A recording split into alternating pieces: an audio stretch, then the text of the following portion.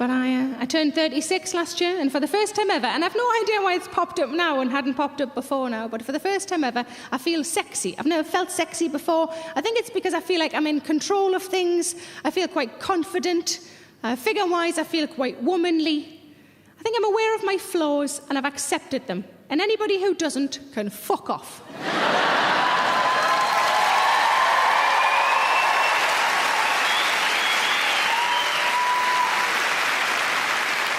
So I had to go and get my eyes tested. Appeared to be quite attractive, but I got these fuckers checked out. I've been wearing glasses for 30 years, and the last time I had them checked, she said, you need some new lenses. And I thought, I'll treat myself to some new frames. I'll treat myself. And I got these ones. I don't know if you'll see them at the back and upstairs. They're sort of a half frame. And I got them primarily because they look a little bit headmistressy, don't they? And I thought, wouldn't it be good to have glasses that you could wear in the bedroom? Because if you don't wear glasses in the bedroom, you cannot see what you're tugging, can you? So I've been trying to think of headmistressy things that I could say that might help the mood, you know. And I've come up with two. And I thought before I try them out on my boyfriend, maybe I could try them out on you lot, if that's all right. So this is the first one. See what you think of this. I do like the idea that I can forewarn my boyfriend that I'm about to be sexy just by moving me glasses. Brace yourself, pet. So this is the first headmistressy thing. See what you think of this. If you finish that book, I'll give you a toffee penny. Okay, there are pockets of people that like that one. Not everybody does. That's fine. That's fine. This is the other one. See if you like this one. Go and get some sand. Brian's been sick in the hall.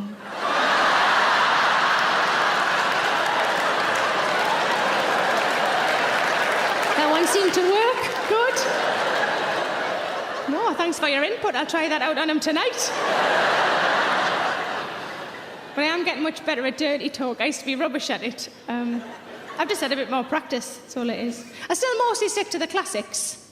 And I mean the things people always say. I don't mean like Charles Dickens. It was the best of times. It was the worst of times.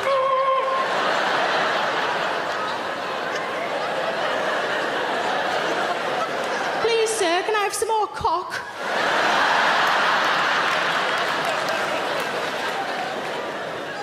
But I've been ad-libbing lately, and I've come up with a new one, and I sort of want to share it with you because you're such a nice crowd. Now, I don't mind you using it. That's why I'm telling you. Could all do with an extra line in the bedroom, couldn't we? But do us a favour, like, if you see me at an orgy, just remember it's my fucking line, okay? Well, to be fair, you're unlikely to ever see me at an orgy, because I've only got a flat, and I think you've got to have a house, haven't you? I'm not really very well equipped for having a lot of people around. I've only got 4 mugs. There's certain things I wouldn't want to have to explain away to me landlord. I don't know whose spunk that is in the carpet. It's not mine. Somebody must have trodden it in. So this is the line. I feel quite nervous now because I have genuinely said this during sex. I feel like I want to stand behind the curtain.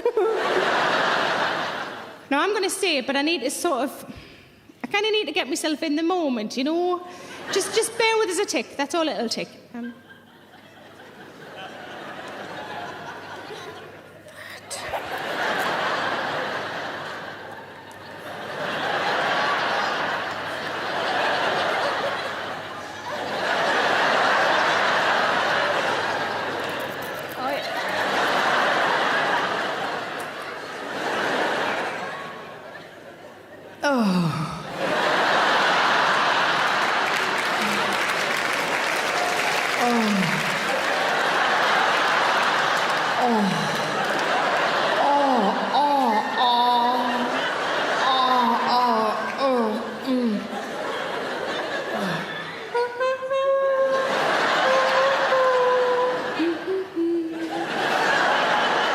Look a lot taller than he actually is. Looks like I'm shaking his fucking hand.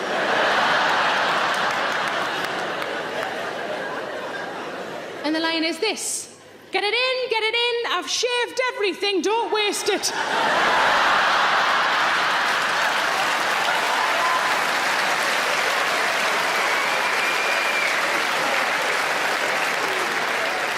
it down. It's another good one. If they're trying to do foreplay on you, but you're going to miss your train, just shout, "Stop faffing." It's very effective, very effective. But I discovered something about myself recently that I did not know. I discovered that I am a workaholic. Haven't always been a workaholic. I think it's much easier to be a workaholic when you love your job, which I do. But before this, when I had a proper job and I worked in an office Monday to Friday, I was not a workaholic. I was very happy at 5 o'clock to go, "Bye, fuck the lot of you." But I read an article about workaholics by a man called Oliver Berkman, and he said people are workaholics for one of two reasons. Either they're hiding away from something at home, or they have nothing else going on in their lives. And I realised quite sadly that I fell into the latter category. I had my job, but I didn't really do or have anything else. One of the remedies he suggested to fix this, he said, actively create meaning elsewhere. And that's what I decided to do over the last 12 months, and that is what my show is about. Now, the first thing I decided to do, I decided to buy a house.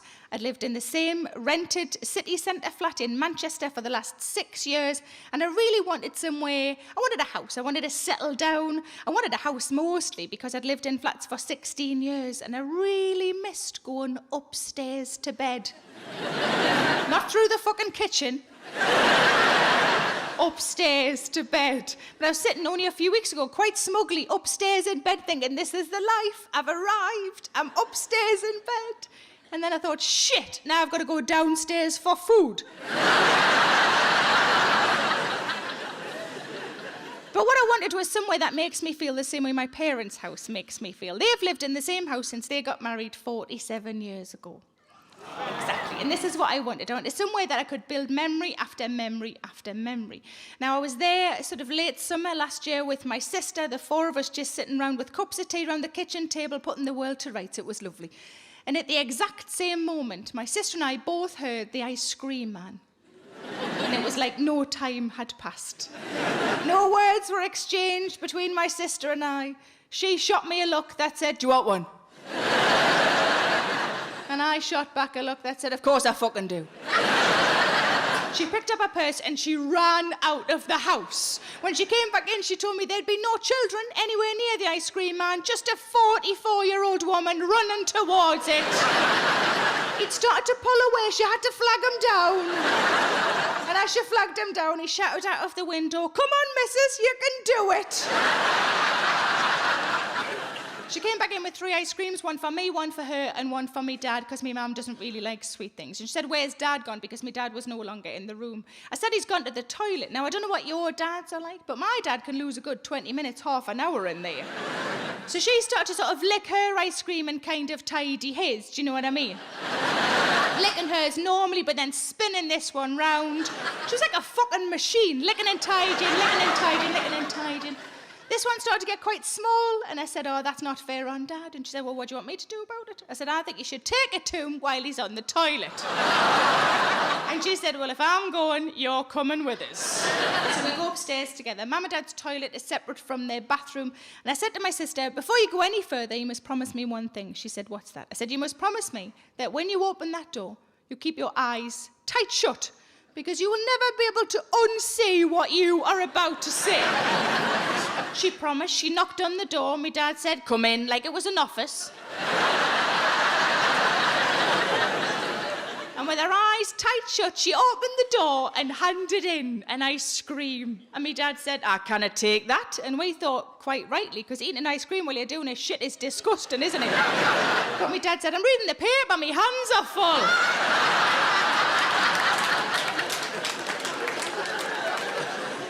But my parents have always lived near a park, and I'd always been able to see a tree out of my bedroom window, so that became another priority. I wanted to see a tree out of my bedroom window. Didn't give a shit if it was on a fucking roundabout, just a tree. But it became very clear early on that I'm not massively suited to country living, having lived in the city centre for so long. I drove along a lovely country lane, and I saw a white marquee tent. And instead of thinking, "Oh, somebody's having a lovely summer party," I just thought, "Oh, someone's been murdered."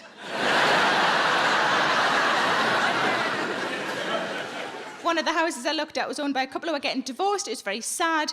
And it was the husband who was showing me around. And I'd realised what was going on straight away, and I decided just to go through it very quickly because it was clearly painful for both of them. Now, I don't know if you've ever been shown around a house or have shown somebody around your house, but there's a degree of stating the obvious involved, isn't there, when they say things like, "This is the kitchen."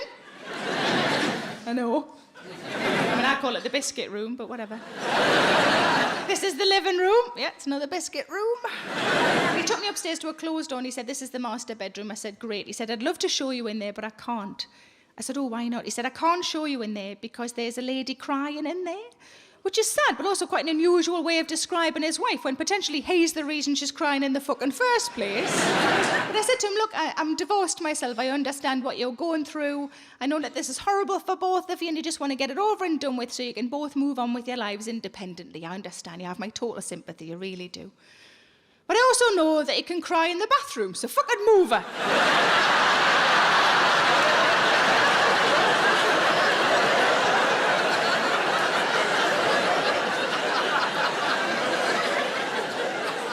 Now, the house I looked at was owned by a really posh lady, so I already hated her. That's terrible, isn't it?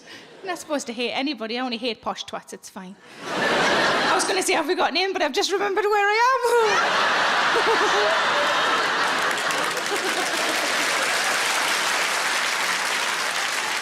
Yeah, you're all clapping. There'll be a couple of people at the back from Jesmond going, "Actually, there are posh people in tonight." But this posh lady was very dramatic in all of her gestures. She said to me, "There is underfloor heating throughout." I said, "That doesn't impress me, love. I've got slippers." And then, as if to hammer it home, she said, "There isn't a single radiator in the whole building." And I, because sometimes my mouth kicks in before my brain's had a chance, just said, "Well, how'd you dry your knickers then?" And the friend that I was with said, "Just chuck them on the floor."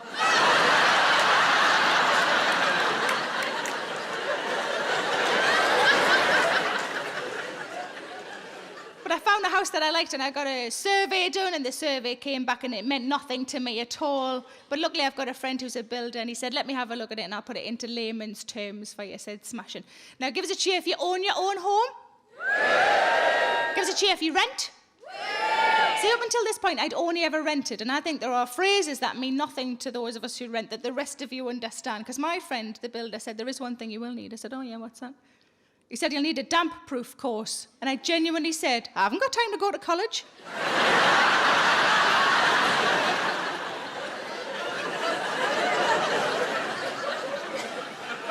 But the house that I bought had a log burner. I've never had a log burner before. I got quite excited about the log burner. Not as excited as my fella did. He just went, "Oh my God, we'll be able to get a toasting fork." We'll be able to toast things. And I thought, he does know I've got a toaster, doesn't he? But I went straight out. He went to work. I went straight out and bought a toasting fork. And I came back in. I grabbed a loaf of bread. And I thought, I'm just going to sit and work my way through. I fucking love toast. But I couldn't get it to work. And I rang him and I said, "I can't get it to work." He said, "How can it not work? It's fire and bread." And I told him what I'd been doing. Turns out I should have had the little door open.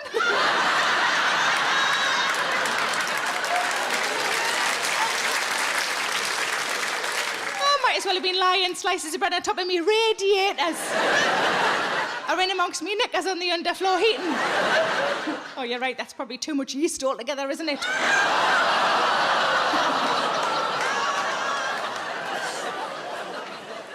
But when I moved from the flat to the house, I had bits and bobs of furniture, not much, but I had some stuff, and I was trying to work out what would best go where. And I said to me fella, "God, I wish I had a tape measure." He said, "What do you need a tape measure for?" I said, "I just want to know if that unit will fit in that alcove." And he said, "Well, I can sort that out for you." I said, "I don't want you to move it." He said, "No, I can work it out for you." And I said, "Have you got a tape measure?" He said, "No, but I've just got like an instinct about these things." And I thought, fucking instinct. Let's have a look at your instinct, pet. And I said, "Go on then." So this is genuinely what he did. He went like this.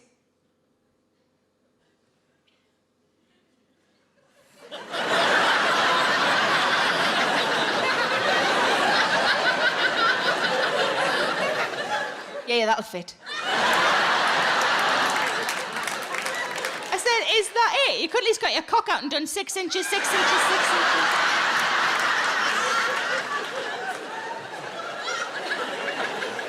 Let me ask you guys a question. Shout out anybody in the room who's ever broken anything during sex. What? Takes a bit of settling. What did... Yeah, you broke something? Where were you? Lamp. A lamp or a lamb?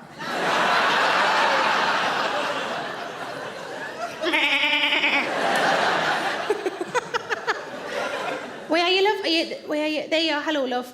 It was a lamp. What kind of lamp? It had a ceramic base to it. Ooh, a ceramic base. Ooh. And was it like movement and it just toppled off, or? Yeah, pretty much. Pretty much. Did anybody get hurt, or was it all right? No, it's all fine. It was all right. So we've got a lamp stroke lamb from the lady over there. Lamp is a good answer. Thank you very much. What else we got? A bed. Where are you, love? Hello, flower. Up there. And you broke a bed. Was it fixable, or did you have to buy a new one? You got a new one. Okay, there's lots of giggling going on there. Let's have a look. Is it the partner that you're with? Well, I mean, sorry, but if you sit in couples like that, I'm going to make assumptions about your flower. So it's this lady here, the one that's looking desperately like she wishes she wasn't here. So did you insist on the new bed? Was it a chance to get a new bed? It was at uni, and the landlord said you had to buy a new bed. Did he come in and inspect it? Did you lose your bond? That's what happens, isn't it, when you fuck a bed to death? Somebody's going to have to go. Was anybody hurt, or was it all right? It was fine. So we've got a bed, thank you very much, couple who love sitting next to each other so much. We've got a bed and we've got a lamp. What else we got? A dessert table. A dinner table. Who said a dinner table? A bird table.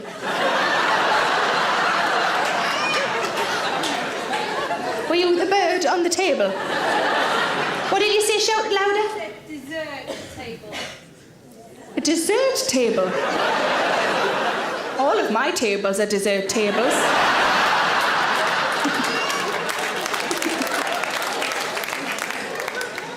I'm just guessing, but are you quite posh? Well, this is for the bruschetta. Then we move over here, and we've got, sausage and mash, I can't even think of a posh main course. Did you say coq au vin? Fucking surprised.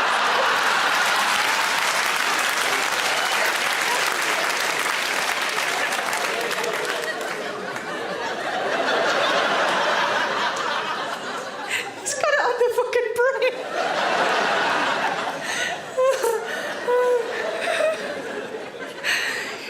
Do you really have a table just for desserts? Yes. Oh, you worked in a restaurant. So you're really not posh. No. And did it have... Why were you having sex at work? I like that there's at least 60% of the room going, my sex life is rubbish. So was the restaurant still open? Were people trying to get the jelly and ice cream from round you and that?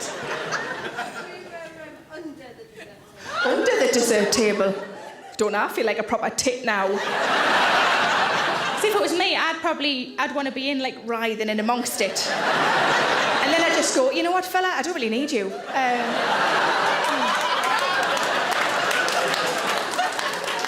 Oh, creme brulee. See, I thought of a posh pudding. Yes. Did you get caught? No.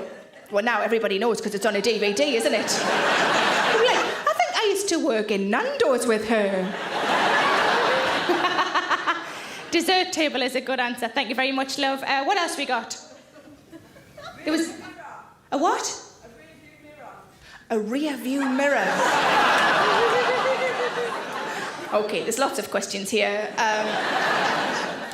Hello, by the way. Was the car moving? No. Okay, that's safety first. Got to get that out of the way. Was it knocked off with an arse by any chance? You think so? Did you not notice till you were trying to drive away? There's something not right. No, it's not the spunk in me hair. It's that's normal. It's Tuesdays. I can't seem to see behind me. You've still got it in the cleft of your arse, love. Now, shear off or just unclip, because you can slot them back in, can't you? Apparently. Shut up. Did it? It was quite an old car. And it's, oh yeah, classy, aren't you? Having sex in an old car. Well done. Was it through the day? No, obviously. I look at you like, what do you think, I am some kind of monster? I don't know anybody else. You know how everybody talks about dogging and everything, and I don't know anybody who does it. Maybe I do. But every time I see two cars together, I just go, dogging. Just automatically. One of them sometimes is an RAC van. Dogging. No, they're not. So a rear view mirror is a very good answer. Thank you, Flower. Have we got anybody else? Blood vessels. We've gone all the way from lamp to blood vessels. Where were the blood vessels? Laying there as you do, and I was dribbling on you. You thought he was dribbling on you? We need to know the rest, otherwise I'll not sleep. Just put your fingers in your ears if you're already feeling a bit sick. Did you just say you've all been there?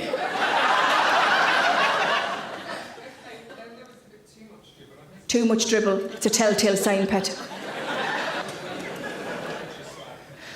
You turned the lamp on and he looked like a butcher's slab. You looked like a butcher's slab. He was champion. He was ready for the next go. So, yes, it would be a passion killer. If it wasn't a passion killer, there's something wrong with you. So you didn't actually work out where the blood came from? It was his nose. But it could have been a lot worse, because probably the most painful one I've had so far, a man said he'd broken his banjo string. It's about cocks, you should like this one. Snapping them and that. No. If you don't know what a banjo string is, you should just Google it when you get in. I'm not going to tell you, I'm not your mum. It shouldn't be your mum that ever tells you that. Now, things you need to know. What can snap on a cock?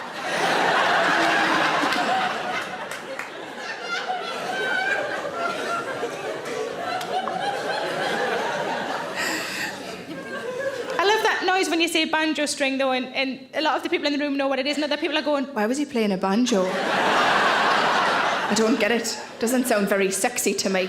It's not a sexy instrument.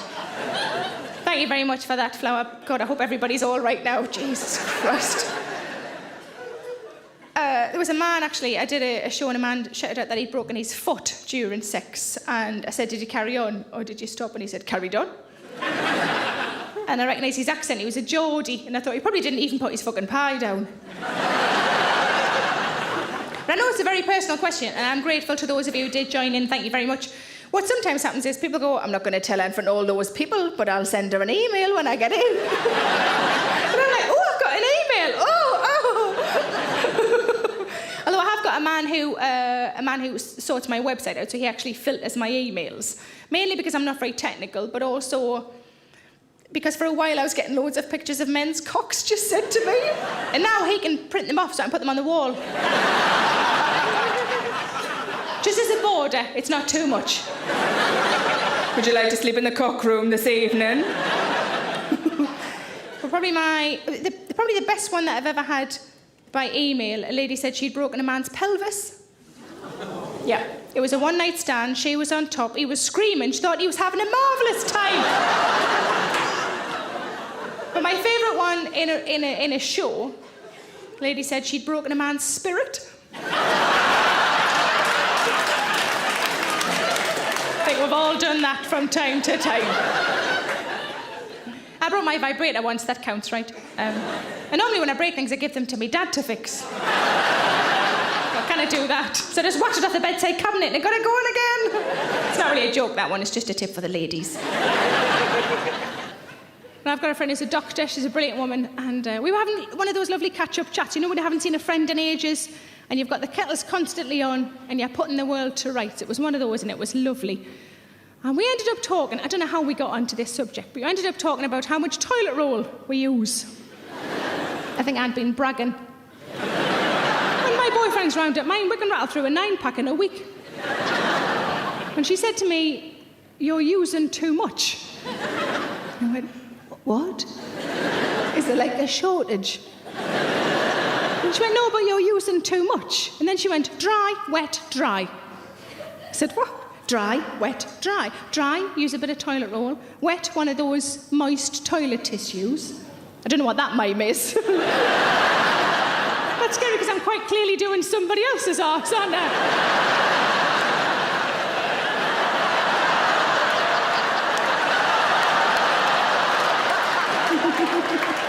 It's good to see I'm very thorough, though, isn't it? So that's wet, and then pat to dry with a bit of toilet roll. And I said, you know what, I'm 36, I've been doing this a long time. How about I just stick to my usual way? And she said, and I hope this is how she talks to her patients, she said, your arsehole will fall off.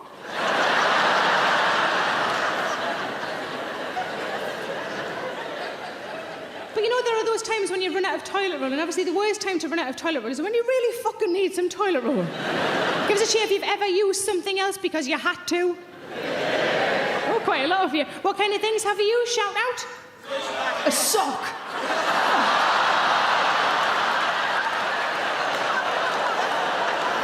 Who said that? Give us a wave. Where you love, there you are. Happy as bloody Larry there, aren't you? Okay, so you used a sock. Did you do it like that? Oh, did you put it on your hand?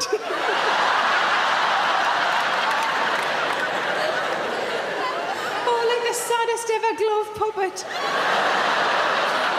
I don't want to. I don't want to. A sock, well done, pet. What else have we used? Shout out. What was what was that? A shower head. Oh my God. Did you have to like? Oh, did you have to paw your cheeks? Oh my God. Was that in your own shower? Was it in your own shower? Oh, that's all right then, good. Imagine that, oh no, it's just at me friends. Oh, he's here. Oh, hiya. Didn't tell you about this, did I? So we've got a sock and a shower head. What other? Spare pants. Somebody who said spare pants. Somebody here, that's a good answer. It's another good reason to carry spare pants. What was the fella over here? Sandpaper. Do we believe him? No. Is it... What was that, love? You were on the beach. And what? And that's where... I know that's where sand comes from, but... I don't know if there are many DIY places on the beach. Oh, you know that beach that's got all those B&Qs? Any other things we've used? Your hand. Any others? What was that? Your boss's performance review. High five, fella. Well done. Excellent, excellent work. There was a lady the other day, and I use the term lady as loosely as it's possible to use it, said that she had used a sandwich. I don't know about you lot, but I can't eat Nutella anymore. You told me yours, I'll tell you mine. When it happened to me, I was in my flat, and I thought, sort of thinking about the other rooms, visualising the other rooms, thinking, what on earth could I use? Never been posh enough for kitchen roll, but I've always had tissues in. But I had run out of tissues at the same time, and I was thinking, sod's law, what on earth can I use? And then I remembered that I'd recently treated myself to some flash wipes.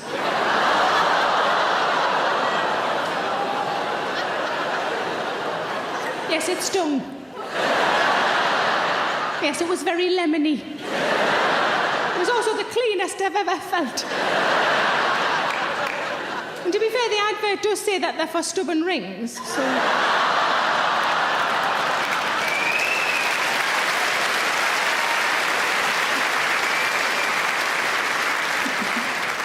But I did a show in Belfast, and a fella shouted out an answer, but I couldn't quite... It was just a noise, because he had such a strong accent, I could just make out a noise. I just heard, wah, wah, that's all I heard, wah, wah. And I said, what, you wiped your arse on a werewolf, did you, love? Turned out what he actually used was wire wool. I'd rather take my chances with a fucking werewolf.